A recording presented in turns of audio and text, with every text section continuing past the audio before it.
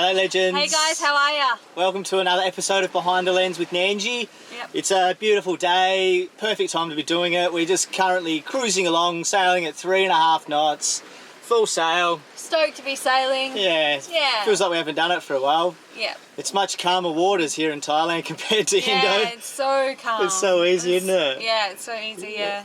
Yeah, Indo was, we had lots of swell in Indo, so... Yeah, here it's so protected. Yeah. Every day you're just like, oh, well, chuck them all up.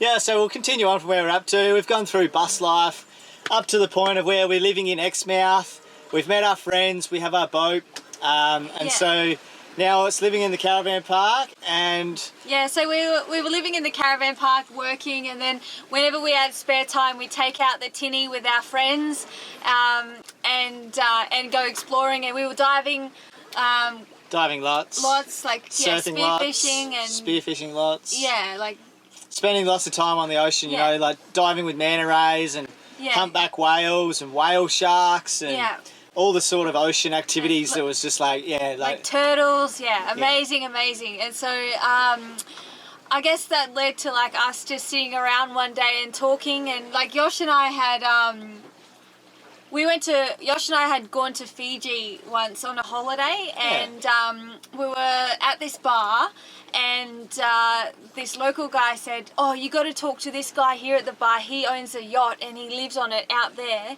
and he comes in here every day, but he lives on a yacht. And he sails around, and he sails out to Cloudbreak to surf Cloudbreak when there's waves. Yeah, and so that was like, and so... We're like, wow, people do that? Yeah, that was, I guess, the first time we heard about people, like, cruising and, like, living on yachts and stuff, and because he was going to the wave, like, because he was going surfing with it, Yosh, we were both, like, really interested, and so that was the first time we'd ever sort of, like, had the idea of living on a yacht. And that was before bus life. Yeah. But it was then in bus life, living in Exmouth with our friends, doing all these activities, drinking beer in the arvos and having lots of conversations. It all just slowly panned out, and it was like, imagine living on a boat. And from there, just chatting with our friends back and forth all the time. Then we were looking at boats on the internet, and we're like, wow, you could do this. Like, yeah, my friend and I, us girls were looking for like, I guess, influence, like female sailors, and so we started like looking online, some inspirational female sailors, and we found Liz Clark. So me and my friend have been reading her blog since for maybe 5 years. Yeah. I'm not sure if you're aware of Liz Clark, but that was one of my inspirations. And then from that we were just always talking about it and discussing, because we were both living in buses, so it was all, it was just that big discussion. And then they moved back to South Australia. They bought a boat. Like straight away. They literally just like went back and then went and bought a boat. And that was really exciting for us, because we were like, wow, like all these conversations. Yeah. Like it is eventuating to something, and we really wanted to eventuate too. So they left 3 months before us and went straight back to Adelaide and bought a boat. I think it was one of the first few boats that they actually went to sea. Yeah, they just delved straight in there. And it's so funny, like we were looking at boats to buy, and the ones we were looking at, like we didn't realise, we wanted a lagoon. The first thing that we wanted was a lagoon. We started with a Lagoon 620. Oh my God. So low. But the problem was that we didn't realise the timeshare thing. And that caught us out a couple of times. And so we're like, oh my God, this boat is so cheap, and it's like brand new. And then up in the corner it's like 1/12 timeshare. Yeah. No, thank you. Well, that doesn't quite work out. And then at one point we were looking at a trimaran. It was like a 30-year-old trimaran. We called it Old Mustard. It was like made of yellow. wood. It was yellow. Our friends actually went and checked that out because it was in South Australia. They said no. And they were like, jeez. No good. Do not go there. But like, we're looking at catamarans because they were like, we're looking at catamarans for space. And this is when we're still researching boats, and then we're like, well, they're way too expensive anyway. And then we're like, trimarans, they're like a poor man's cat. Yeah. And then that was just like, man, this is silly. And then the more research we done, we realised that we couldn't really afford a boat. We couldn't afford a boat, but the boats we wanted, like our friends, they had bought a boat and it was the 35-foot dunk, a good little coastal cruiser, but we didn't want to buy a coastal cruiser and then know that we want to keep going further. So we kind of... Yeah, we went into it wanting to buy a boat that we knew we could take offshore and we could sail around the world in, like, the design of it. That was a big... Like, we wanted safety over speed. Yeah, and we wanted to be able to, like, have people come and stay on the boat. We wanted enough space to live. We wanted like, 40-foot more, like, comfortable living and, like, sturdy and stability and that sort of thing. And, like, Nanji was absolutely perfect for that. And it's like the only boat that we could, like, really afford, and it's the only boat that we really wanted either as well. Like, yeah, we'd found Nanji when we first started doing these discussions online. Yeah. Like with our mates in Exmouth. So we first found Nanji, and Nanji was just always a benchmark. So we're always looking at other vessels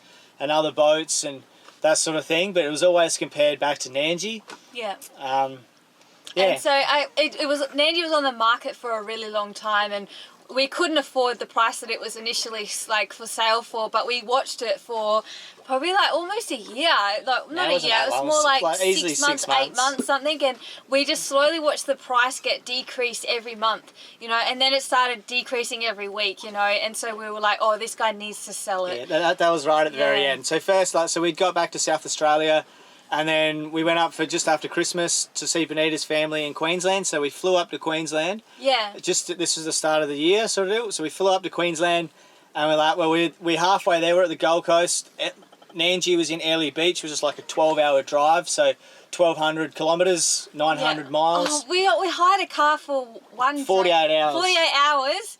We drove straight up for 12 hours. We looked at Nanji for like 2 hours. Yeah, 3 hours. And then we drove all the way back again, and we, like, took it in turns. So this was kind of like our introduction to passage making, but with a car, you know. So you drive and then you sleep and and we thought, well, like, so we made the effort to be in Queensland. We might as well go check out this boat that we've been so wrapped up about, and we got out. We were just frothing. We were so in love with it, and the guy was like trying to show us around and sell it to us, but we were like, we're already sold just seeing it. Yeah. So we're like, we tried to play it all cool and everything, and so we said no worries, thanks for letting us look at it. Disappeared and drove back down to Queensland and flew back to South Australia, and then within a month we'd bought it. Yeah. So he kept decreasing the price on it, and we actually put an offer out for half the price of the original offer, like half the original price. Yeah.